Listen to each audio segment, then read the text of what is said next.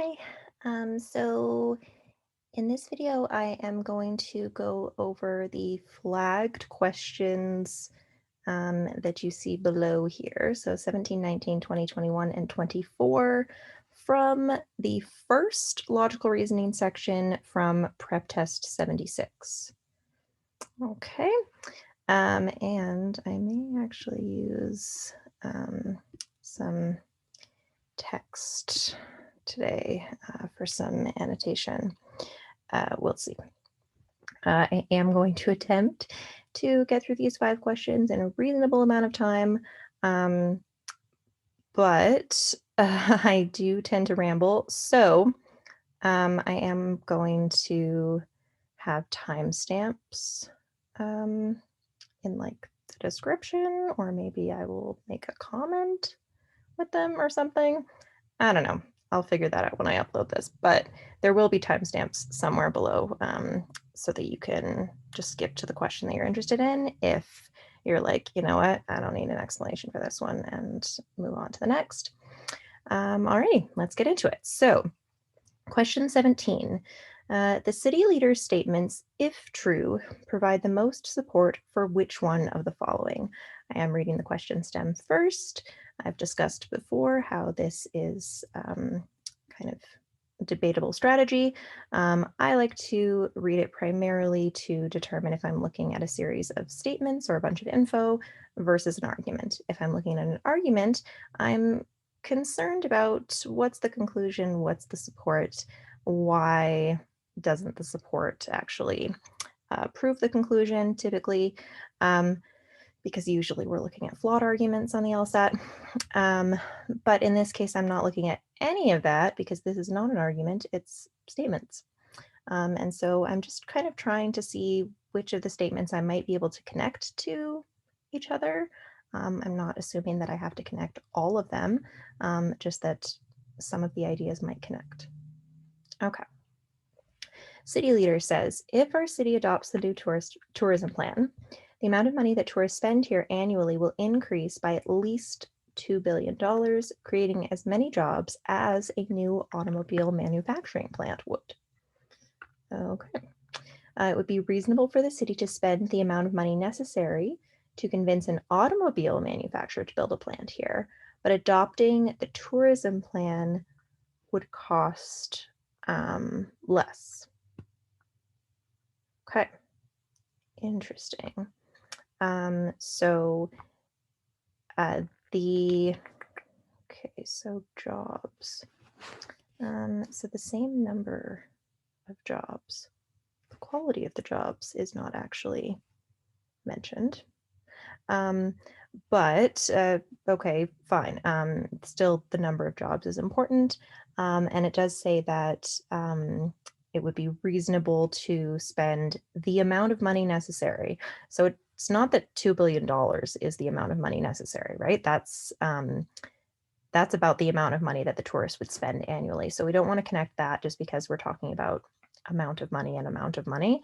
The $2 billion refers to the amount of money that tourists spend there annually, the increase in that amount. But the amount of money necessary to convince automobile manufacturers to build a plant here, we don't know what that number is. Okay, so I just want to make sure that we're not confusing those two things. All right, so those are the facts. Let's see how we can kind of bring them together. I would kind of assume that the way to bring them together is to suggest that the tourism plan is the way to go because it would cost less than trying to convince an auto manufacturer to build a plant there. So yeah, maybe they're going to say, hey, we should probably do that, or that it would be reasonable also to go with the tourism plan. Okay. The city should implement the least expensive job creation measures available. Okay, so this might seem like a good way to go about making the decision here, right? But the statements given by the leader don't actually support this principle. Like adding this principle to those statements would help us make the decision and might seem like, oh, that's totally what you should do. Like you might agree with A, but do the statements the city leader makes actually support A? No, it doesn't explain why we should implement the least expensive one. Does that make sense? So, yeah, those statements don't support A. Okay, B, in general, it is reasonable for the city to spend money to try to convince manufacturing companies to build plants in the city. Again, the statements don't support that generality. So it does say that it would be reasonable for the city to spend the amount of money necessary to convince an auto manufacturer to build a plant here, right? But that's one example of a manufacturing company. To say that because we know that is reasonable, it's therefore reasonable in general for the city to spend money on that is that's too far. That's like a hasty generalization made from one instance. Right. C, the city cannot afford both to spend money to convince the auto manufacturer to build a plant in the city and to adopt the new tourism plan. We don't know that based on what we've been given. We don't know that they can't afford both. The way it's set up, we kind of might assume that they're trying to make a decision between those two things. But that would be an assumption, and so that's not really supported. Right, so that one's out. D, it would be reasonable for the city to adopt the new tourism plan. So yes, the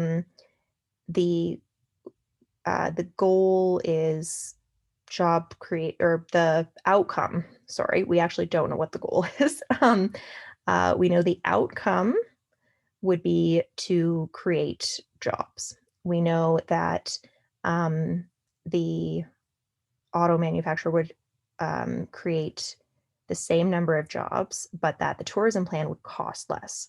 So, yeah, to say it would be reasonable for the city to adopt the new tourism plan makes sense because we're kind of going off of the fact that it would be reasonable for the city to spend money to convince the auto manufacturer to build a plant here.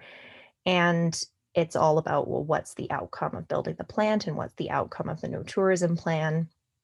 And both of them have job creation as the outcome.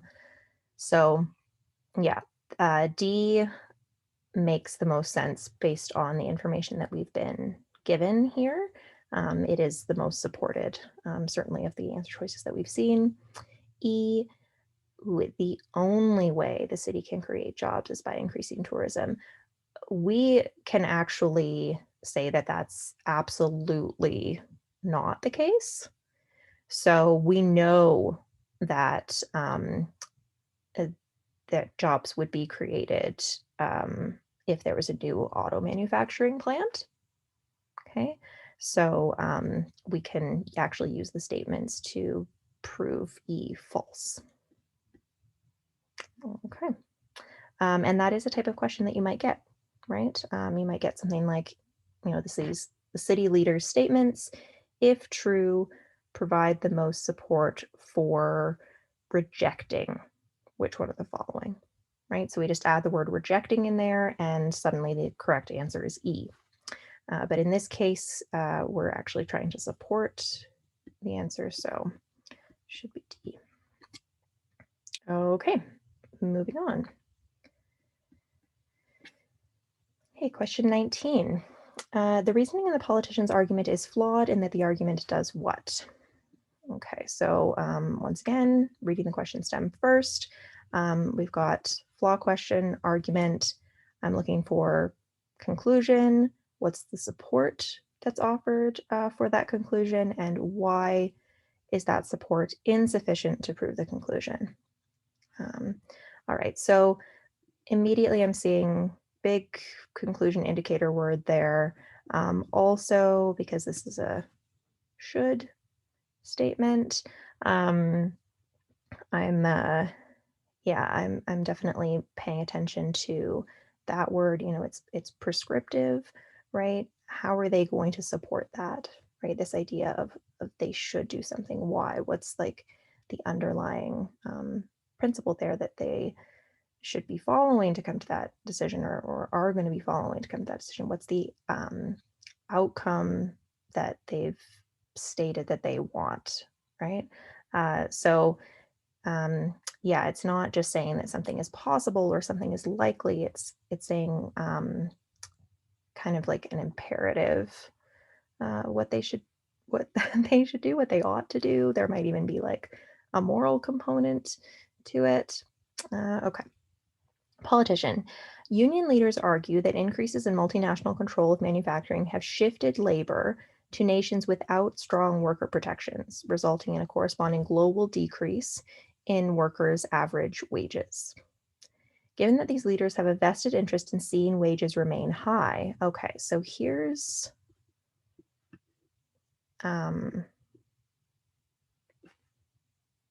something interesting here, right?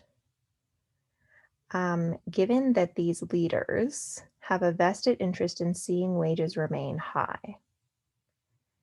So that the leaders here, that's union leaders. So they are arguing something, right? That increases in multinational control of manufacturing have shifted labor to nations without strong worker protections, resulting in a corresponding global decrease in workers' average wages. Given that these leaders have a vested interest in seeing wages remain high, they would naturally want to convince legislators to oppose multinational control. Okay, so they argue that this thing is happening. It's having a certain result. They don't want that result, right? So they're going to want to convince legislators to oppose multinational control, but their actual argument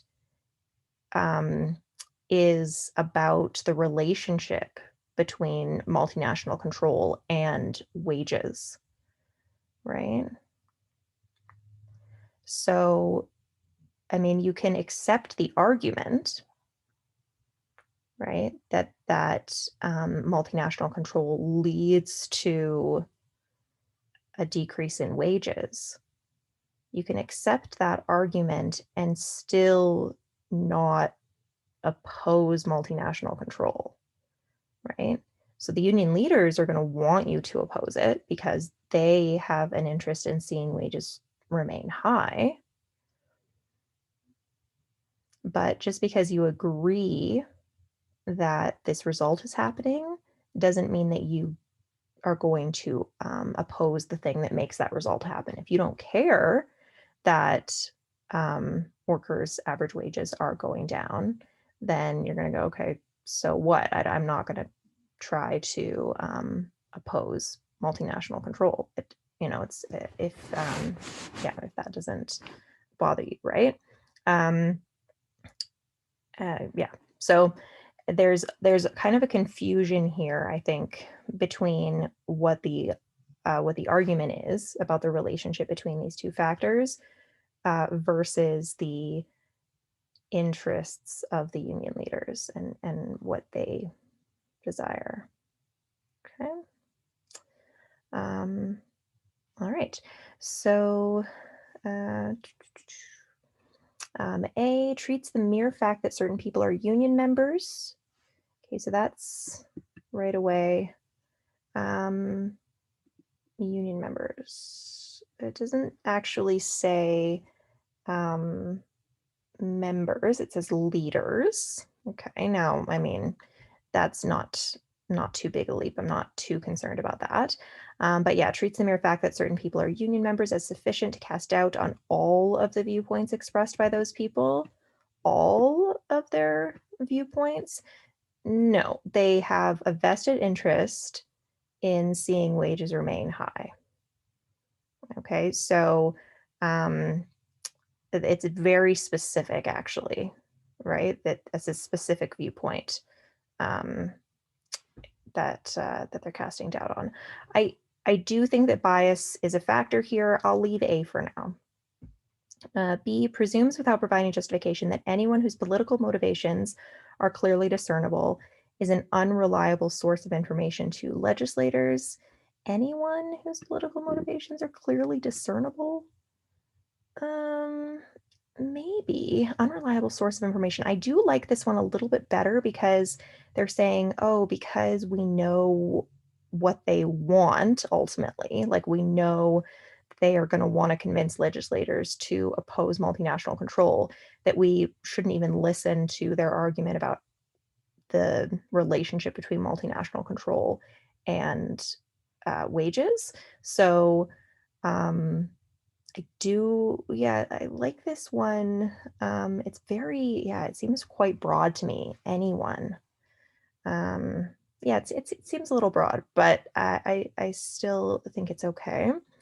Uh, C, treat circumstances potentially affecting the union leader's argument as sufficient to discredit those leaders' argument. Mm,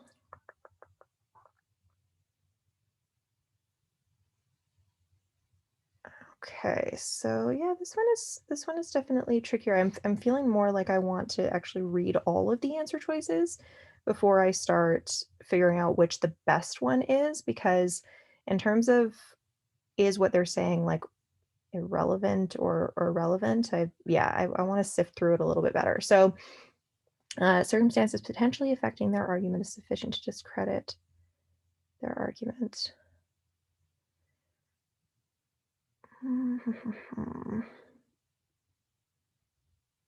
Possibly. Presumes without providing justification that the argument it cites is the union leader's only argument for their view. No.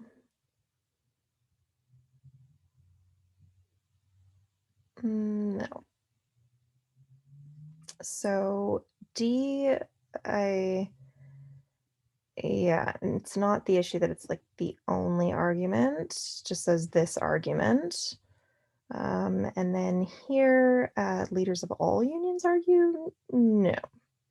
No, it's these leaders, right? This argument. So, not really concerned with that. Treat circumstances potentially affecting the union leaders' argument as sufficient to discredit those leaders' argument.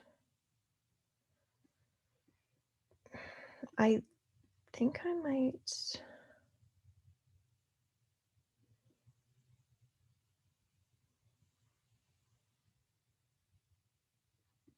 This one seems too strong.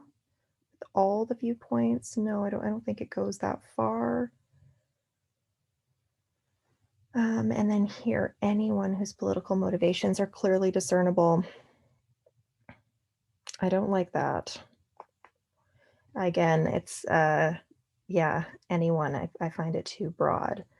So the circumstances potentially affecting their argument.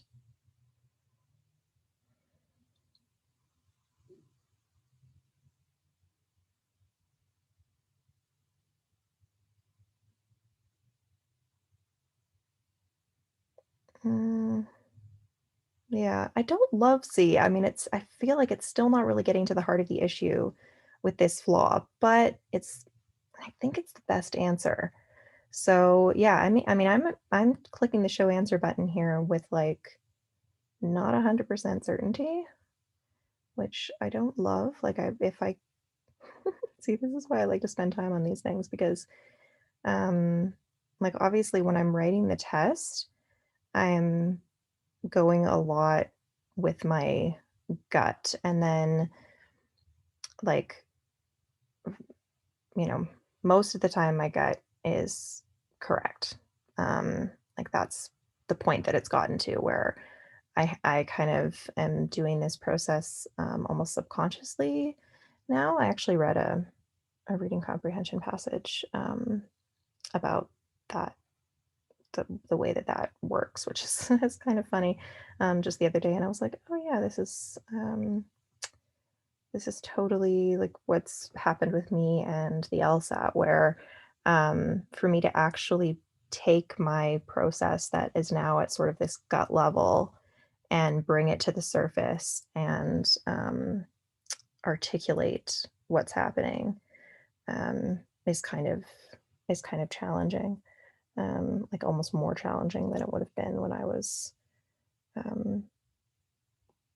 like learning this stuff. I mean, it's a great exercise. It's one of the things that I really love about teaching this stuff. But yeah, in something like this, I'm actually not 100% certain, but I can find, problems with A and B. Yeah,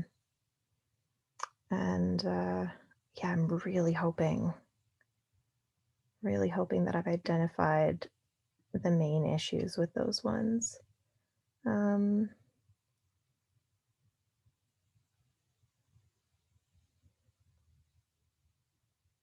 Okay. And it is C. Yeah. Okay. And even though this may be like a good lesson for the kind of mindset that you actually have to really like get to, the top like 1%. But I'm so picky about this that like even though I got the right answer, it still bothers me that I wasn't confident, So I think that like being really so critical of your own justifications for things and wanting to be able to articulate it and be specific, having that sort of attitude, I think probably is helpful. Being like a bit of a stickler definitely helps, and hopefully it's obvious how that would actually translate to the practice of law, to study and practice of law, because just because you study the law doesn't mean you're going to want to practice it. Case in point. Okay, moving on. So question 20.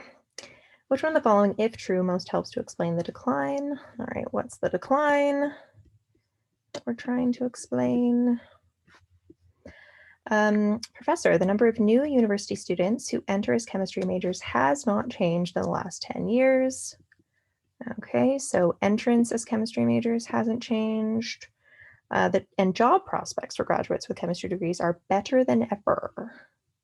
Despite this, there's been a significant decline over the past decade in the number of people earning chemistry degrees.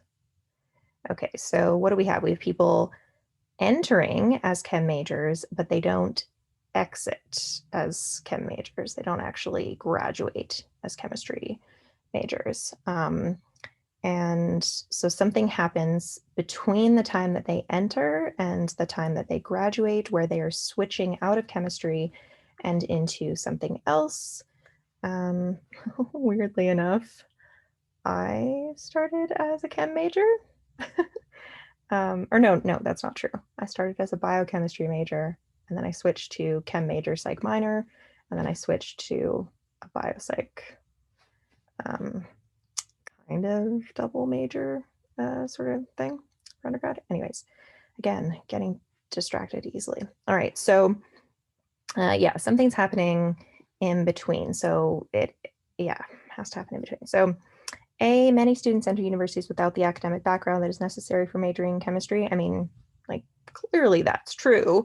But does it help to explain the decline? No, because the number of students entering as chemistry majors hasn't changed. Okay, so they wouldn't be included in that group. Okay, so those aren't relevant. I mean, if you pick that one, don't worry, don't feel bad about it or anything, right? It's just a matter of like analyzing what you're seeing in the passage a little bit better, and noticing like what must have changed in the meantime, and when would that change have happened. Okay, so that if that's something that like stuck out to you as a possible explanation, or as a possible correct answer choice here, likely it means that you need to spend a little bit more time analyzing the stimulus. All right, B. There's been a significant decline in the number of undergraduate degrees earned in the natural sciences as a whole. Now, this would actually kind of increase the amount of unknown information. So rather than just having to explain the decline in chemistry degrees, we would actually have to explain the decline in the natural sciences as a whole. So just because chemistry, like it falls within that group, um, doesn't actually help me to explain why it's happening, right? It just tells me like it's an even bigger question than I previously thought. Okay. C, many students are very unsure of their choice when they pick a major upon entering universities. Yeah, that's definitely true. Once again, case in point. I was unsure of my choice originally, and I switched. But that doesn't explain why you have more people switching out of chemistry major than switching into chemistry major. Also, many is pretty weak. Okay, so we have that above as well. Many students, that's just some, like not necessarily significant, right? So logically, many just means some, several just means some. It's not most, right? I don't know that it's actually a significant number. And once again, why would that mean that students are leaving chemistry more than they're going into it, switching into it? D, job prospects for graduates with chemistry degrees are no better than prospects for graduates with certain other science degrees. They're going into job prospects, but we've been told in the information that job prospects for graduates with chemistry degrees are better than ever. All right, so once again, why are they leaving chemistry? I mean, maybe job prospects for chemistry are just as good as job prospects for like physics or for biology, um, but why switch, right? If they're about the same potentially, like doesn't really explain the decline. All right, E, over the years, first year chemistry has come to be taught in a more routinely methodical fashion, which dampens its intellectual appeal. Okay, so essentially, it's not challenging, it's not interesting, and maybe you choose chemistry because you really love chemistry and you find it intellectually stimulating, and then you go into first year chem and you're like, oh man, this is kind of like this is sort of uh, boring, in a way, right? It's not intellectually stimulating. It's not challenging. It's maybe they're dumbing it down too much, and you just don't really feel like this has much to offer you. Yeah, so that would explain why after first year, um, students decide to switch into a different major other than chemistry. And it's chemistry specific there. So I like E. All right, there we go. 21. Which one of the following arguments exhibits flawed reasoning that is most parallel to that in the argument above? So we've got arguments and we've got flawed reasoning. All right. Although the first humans came to Australia 56,000 years ago and undoubtedly brought new diseases with them, human-borne diseases probably did not cause the mass extinction of large land animals and birds that took place over the following 10,000 years. All right, so even though X happened, probably didn't cause Y. All right, so just in terms of structure,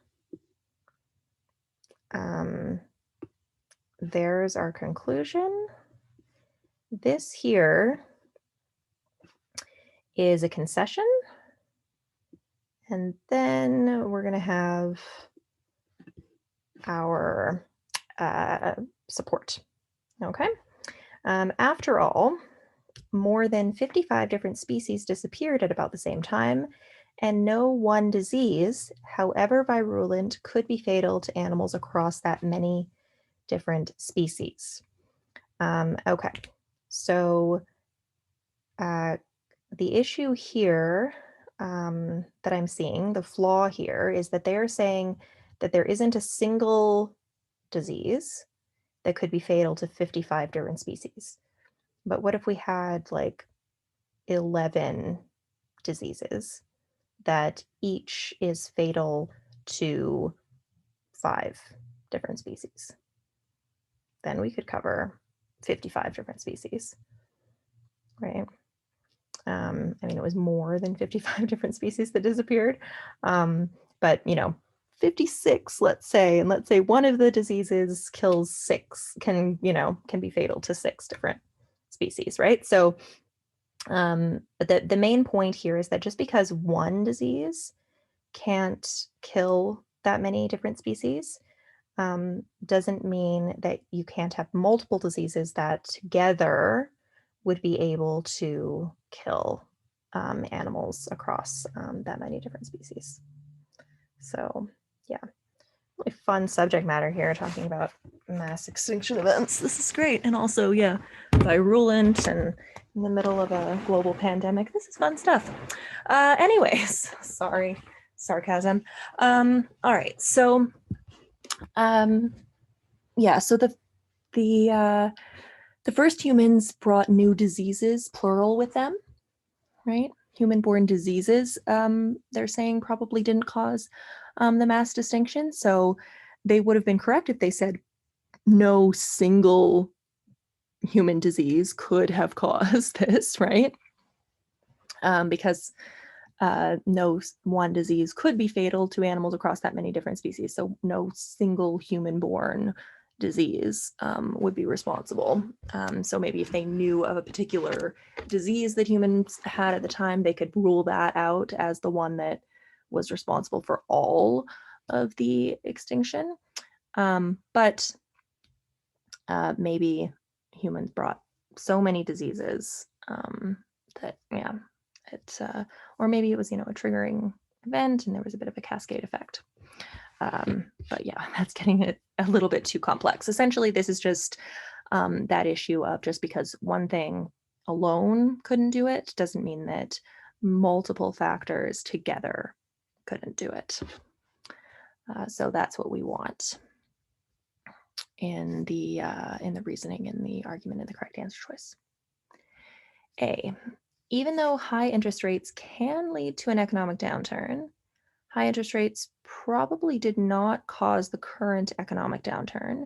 It is true that rates have been on the rise, but high interest rates are not always economically harmful. So yeah, not always isn't really what we're dealing with here. So this isn't an issue of like singular versus plural. This is an issue of like now versus never. So it's, yeah, the timing of it, yeah,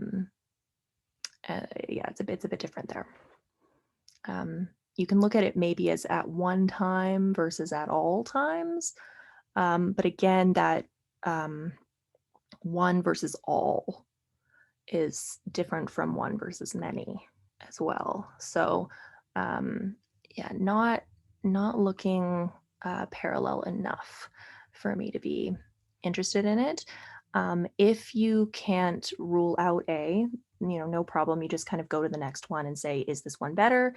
If it is, then I rule out A and I'm looking for something better than B, and so on and so forth, right? And if you're just looking for the best one, you might want to start with having to compare to one another and rule them out based on sort of like each of them sort of fighting one another, right? So you compare A and B, remove the one that's worse, and then you would compare the next one. So here, let's say I'm comparing A and B. So B, even though I can fix some things and you can fix some things, the two of us will be unable to repair our apartment without outside help. The apartment has both a broken window and a broken bedroom door, and neither of us is able to fix both doors and windows. I like this one better. Okay. So, one,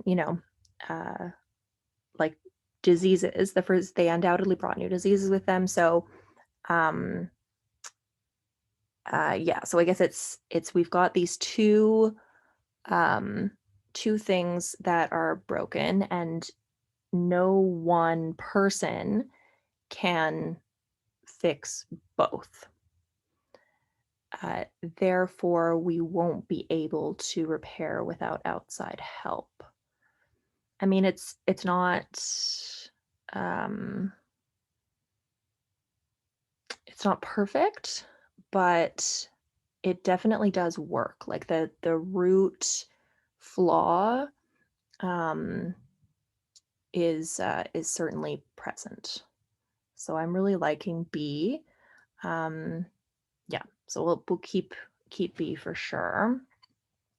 For now, between A and B. Now let's see if C is better or worse. Even though Lena, Jen, and Mark would like to go out to dinner together after the movie tonight, they will probably go straight home after the show. So, probably. We'll go straight home after the show. Of the 5 restaurants that are in the immediate vicinity of the theater, there is not a single one that all 3 of them like. Hmm.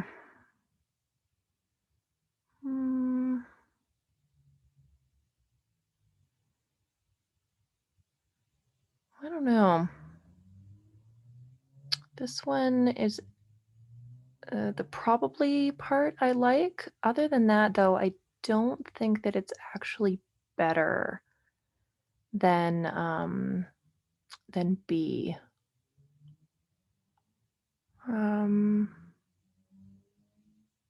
Yeah. This not a single, like, no one disease. It's, yeah, so no one restaurant is capable of satisfying all of them. So they're probably gonna go home. The issue is that if you're gonna go to dinner together, unless you're like getting takeout, which I don't think is really contemplated here. Yeah, they're not really suggesting that, they're gonna get takeout and go to like another location or something. Remember when you could go out to dinner with people? Okay, sorry. COVID. Okay, so yeah, there's something off about this one, and I think it's the fact that, like, if your goal is actually to go out to dinner with other people, you sort of have to agree on a place to go. The way that it's posed here, it's like, yeah, they're all going to go to a restaurant together, but if they can't, I guess if they can't decide on a restaurant, nobody's willing to compromise. It's not really going to work.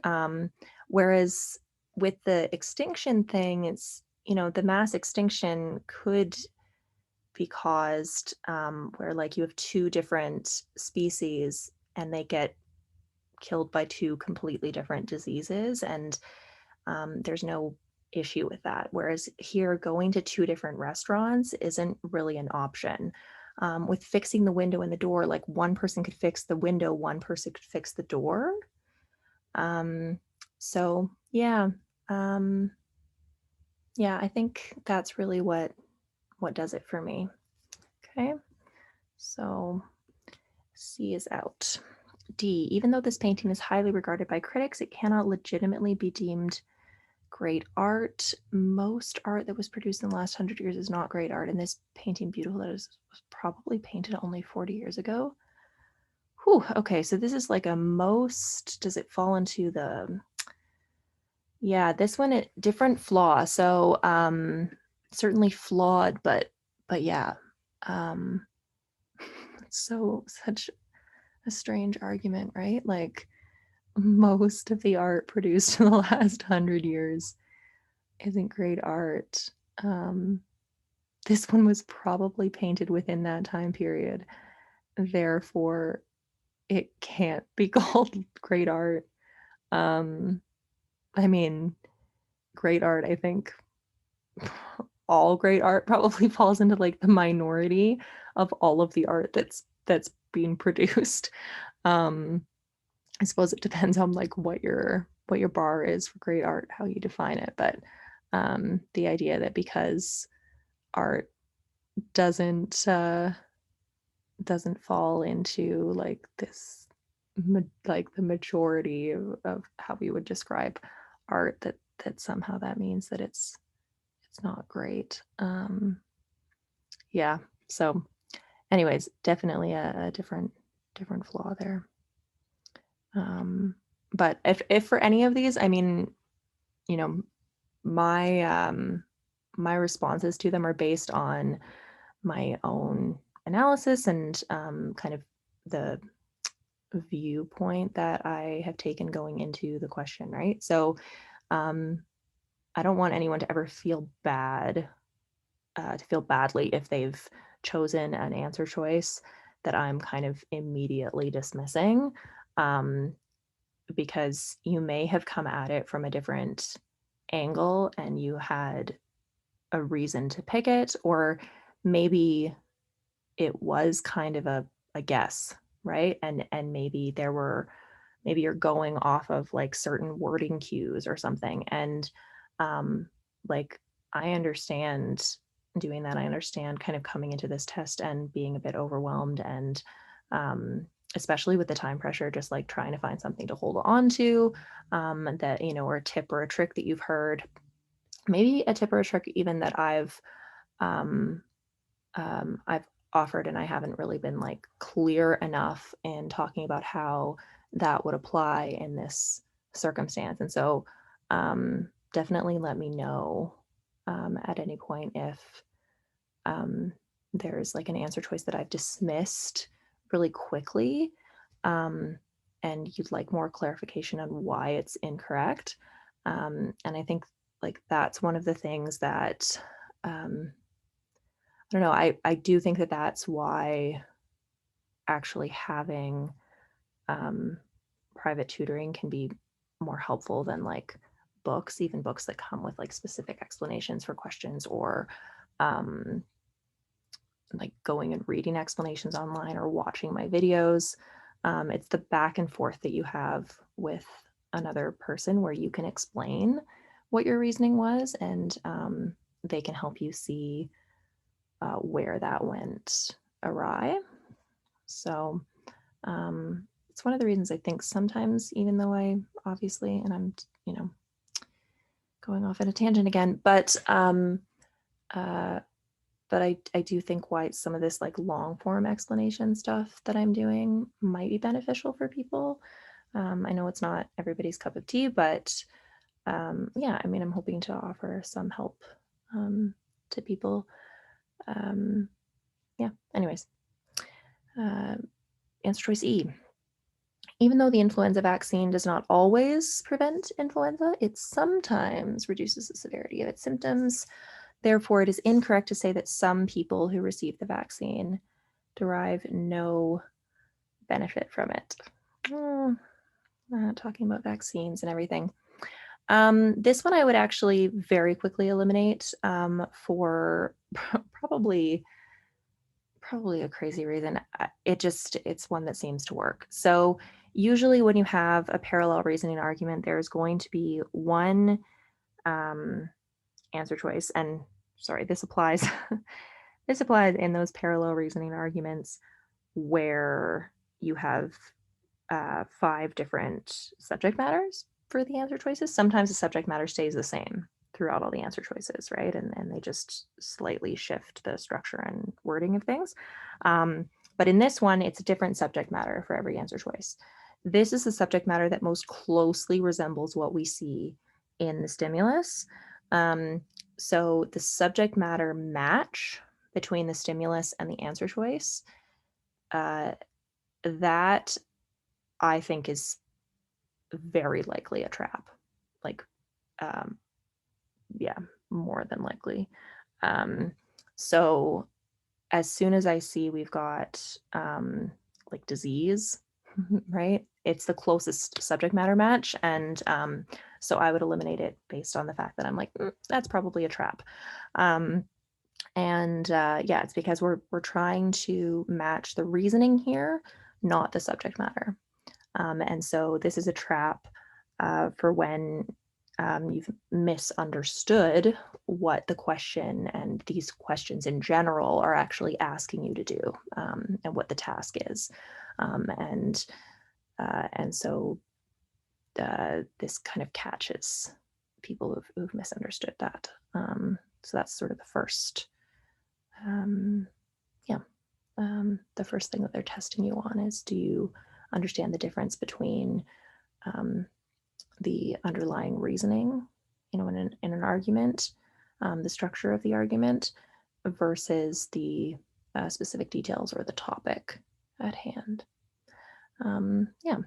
So here we also have this thing of always versus sometimes, um, and a reduction in severity of symptoms. Yeah, there just really are not parallels for that. At least not that I can see. That seems yeah, also incorrect to say that some people derive no benefit from it. I really probably did not cause. Incorrect to say that some people derive no benefit. It's sometimes reduces. Yeah, this is, I mean, it's a flawed argument again, um, but very different reasons there. I don't want to go into that into any more depth, but if you'd like me to, please let me know. Okay, so I would go with B for sure. B is the correct answer here. I do think that the closest one is C. I think it's C is especially tempting because of the word probably. Yeah. And that is really unfortunate. But I think I went into that in enough detail to show why B is still better, even though B doesn't have the probably thing. Yeah. I think that was probably written even with that in mind.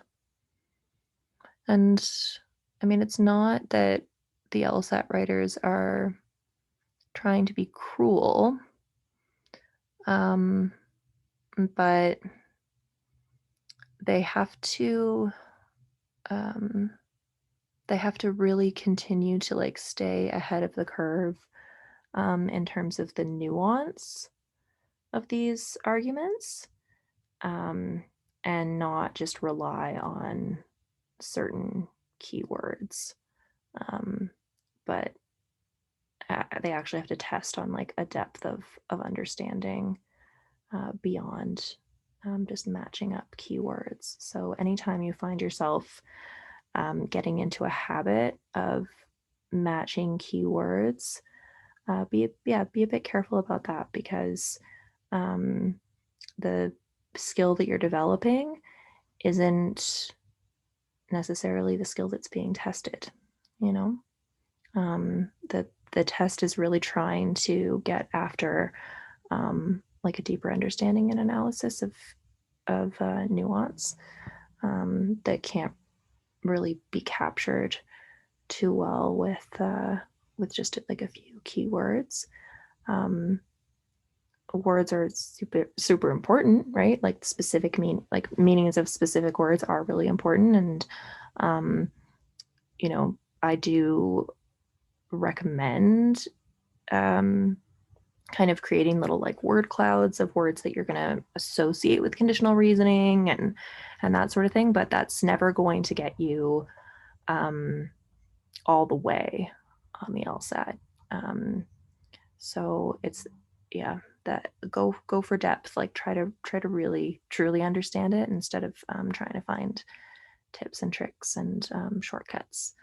um, and yeah, like for those of you who are really going for really high score on the LSAT, kind of rather than like just high enough to get in. I do think that it's not wasted work. I'm a big fan of the way the LSAT is written. I wouldn't necessarily say that I'm a fan of like standardized tests generally, or like LSAC, like making things inaccessible.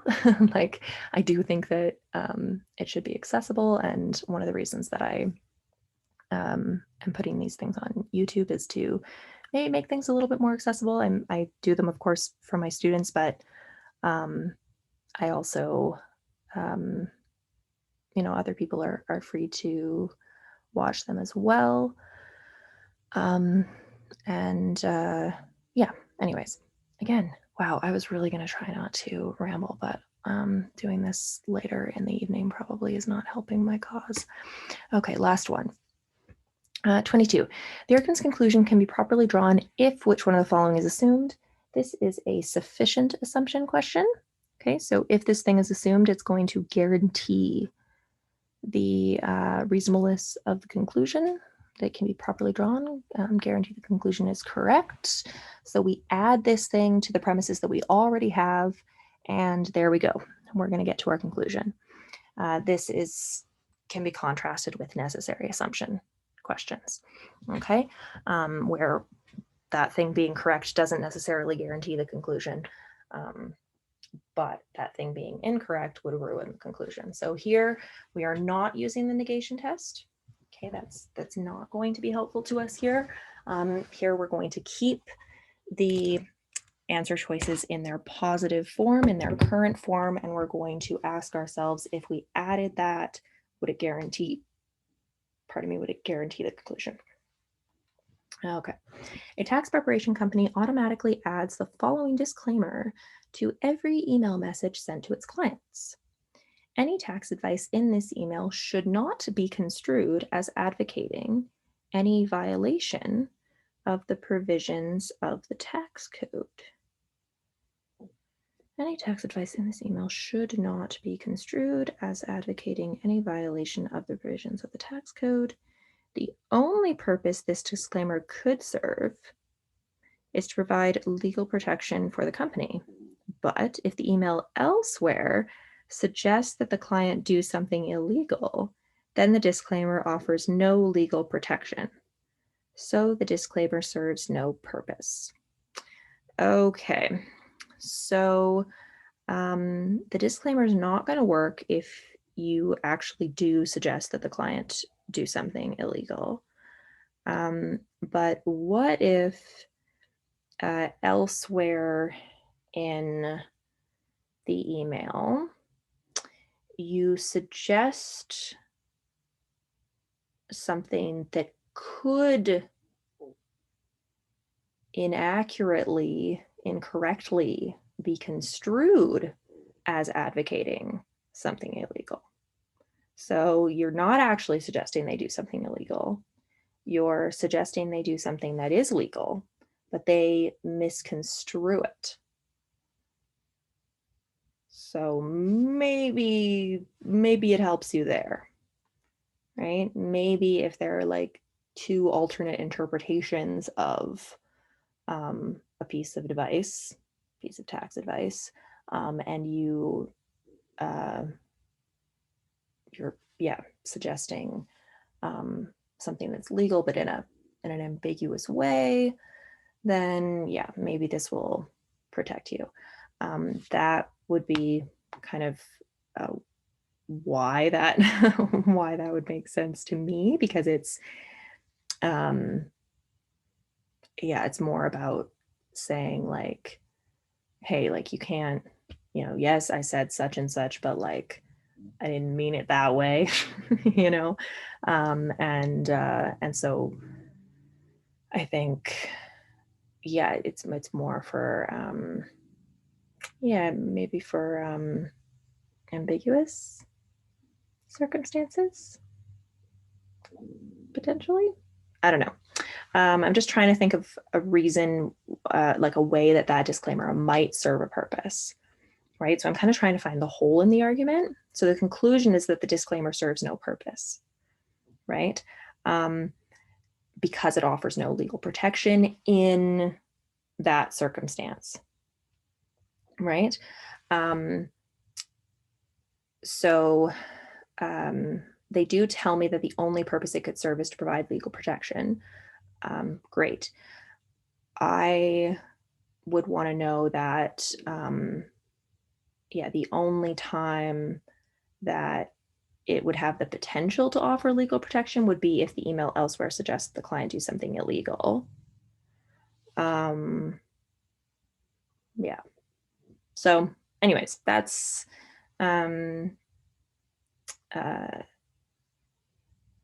it's the only disconnect I could possibly see is between the second last sentence and the last sentence, which is the conclusion.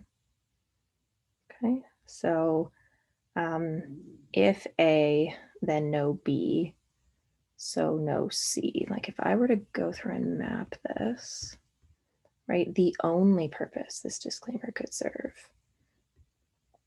is to provide legal protection. So the only is actually one of those weird phrases. And this one actually indicates a sufficient condition. Ooh. Super rare actually that the only pops up as a conditional indicator word or a conditional indicator phrase, but here it is. So the only purpose it could serve is to provide legal protection. So A, B, if C, then no legal protection. So no B.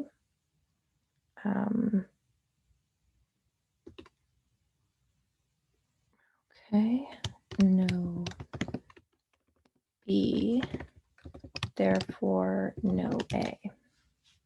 So A is the purpose, right?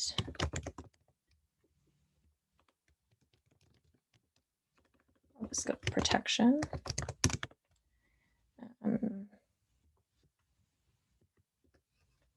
No protection. No protection. No purpose. So this part and this part, totally fine. The issue is that this is conditional, right? So what if I don't have C, right? I would also need to know that if I don't have C, that there's no protection, because that's unknown at this point. So what if the email doesn't suggest that the client do something illegal, right? Like I said, what if it could be misconstrued as saying the client do something illegal, but it doesn't actually suggest that? So yeah, this is the missing piece. Oh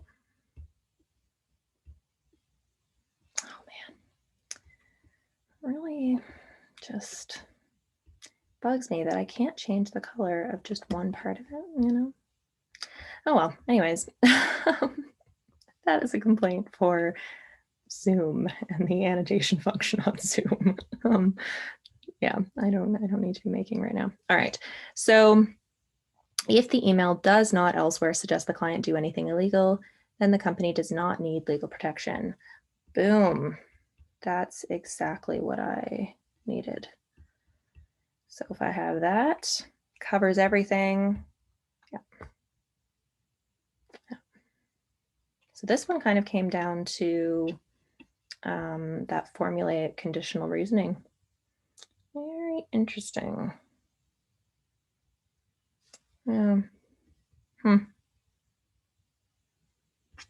Suppose knowing that phrase, the only, indicates conditional reasoning, and that means that purpose is the sufficient condition.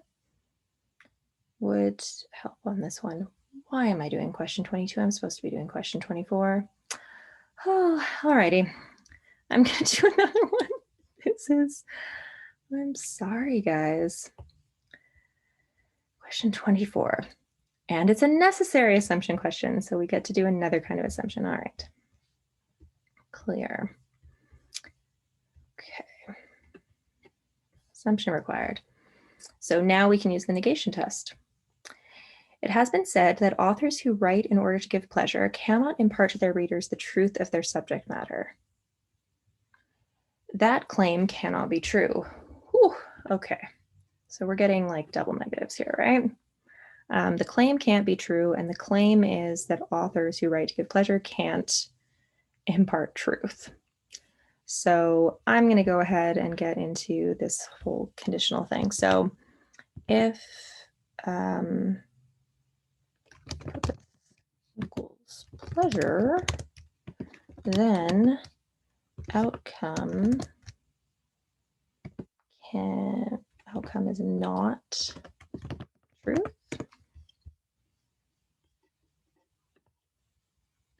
Okay. And then that cannot be true. So yeah, this would sort of say that the purpose, pleasure as a purpose and truth as an outcome are incompatible, right? Because the contrapositive of this would be if the outcome is truth, then the purpose wasn't pleasure. Pleasure, right? Could we have it that the outcome is truth and the purpose is pleasure? No. Okay. Based on that, right? So then they're saying this isn't true. So that relationship doesn't hold. So they could maybe give us an example of a situation where the purpose is pleasure and the outcome is truth, or where the outcome is truth, but the purpose was pleasure. All right. If it were, one could determine the truthfulness of a book simply by looking at its sales figures. If the book were very popular, one can reasonably conclude that it gave people pleasure, and therefore that at least some of what is written in the book is not true. Ooh, gave pleasure? Purpose versus outcome. So yeah, that's the issue here. It's the confusion between purpose and outcome. Yeah. So authors writing in order to give pleasure. So we would have to equate the purpose being to give pleasure and the outcome being that people got pleasure from it. Yeah.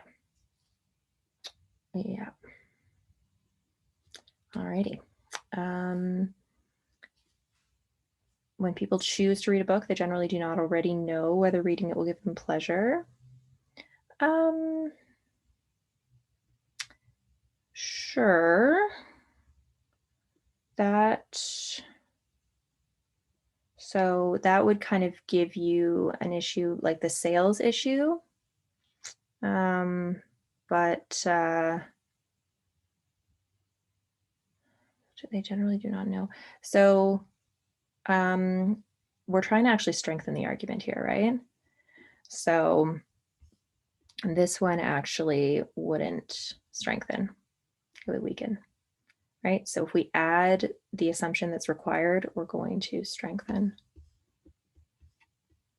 So A is out. Even when an author writes with the goal of giving people pleasure, that goal will not necessarily be achieved. That points out the flaw. We're trying to close the gap. We're trying to fill in where that flaw is. In many cases, the book's readers are unconcerned about the truth of the book's contents. I'm sure that's true, but we don't need that to be true. A book will not give its readers pleasure unless it was intended by its author to have that effect. Yeah. Yeah, and a book can be popular for reasons other than its ability to give readers pleasure. That would weaken the argument. So here, if it wasn't intended to give pleasure, then it won't. If it did give pleasure, then it was intended to. So we can say if the result was pleasure, in this case, if it was so if popular, then gave pleasure. And if it gave pleasure, then the purpose was pleasure. And so that would actually definitely help. If it's possible that this isn't true, right? So a book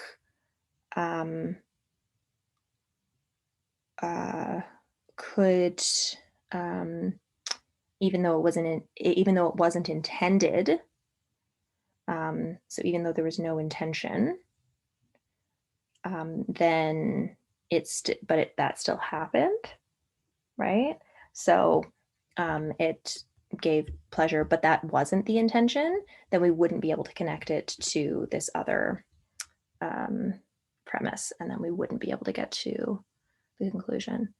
This one kind of, for me, I would say falls more into this sort of category of like, you're going through this argument, you're trying to figure out what the flaw is, and then you kind of forget what the question was, right? Like, what's the question actually asking you for?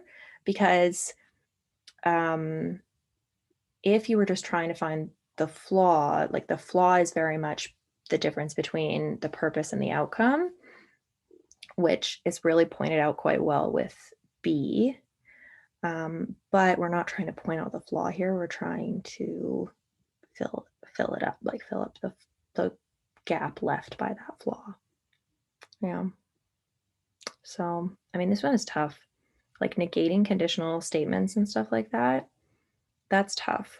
And I do think that with a lot of this stuff and the conditionals and negation test and all of that, I think it's helpful. I think it's helpful to have that as like a background. And I do think certainly that recognizing conditional reasoning, being able to do those little formulas and create contrapositives, like I think that's a foundational skill for the LSAT. I do think that there's some formal logic being tested here. But do I think that's like the most efficient way to answer these questions? Probably not. It is time consuming. So one way to do a little bit better with assumption questions potentially is to look at them as strengthen questions, because there are a lot of answer choices that you can eliminate because that thing being true doesn't strengthen the argument. So if you look at all of them as like, which one of these, if true, would strengthen the argument, hopefully that helps a little bit. And yeah, it can help you give this idea of like filling a gap. With sufficient assumption questions, I look at it as like we are filling all of the gaps, right? Like it's just, for sure we're guaranteeing this thing. Whereas with a required assumption, it's like I'm filling at least one like significant gap, but might not get me all the way to the conclusion. So yeah, the amount of strengthening may be a little bit different. Yeah. Anyways, yeah, I do think necessary assumption questions are probably more challenging most of the time than sufficient are.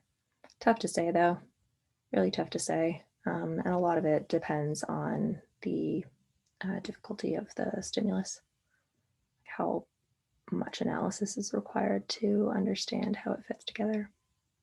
Yeah.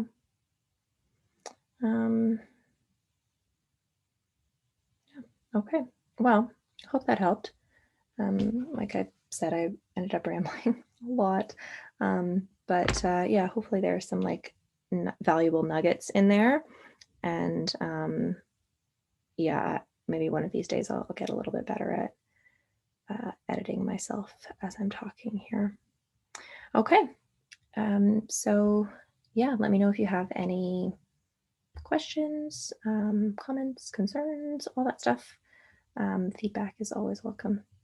Okay. Have a good one.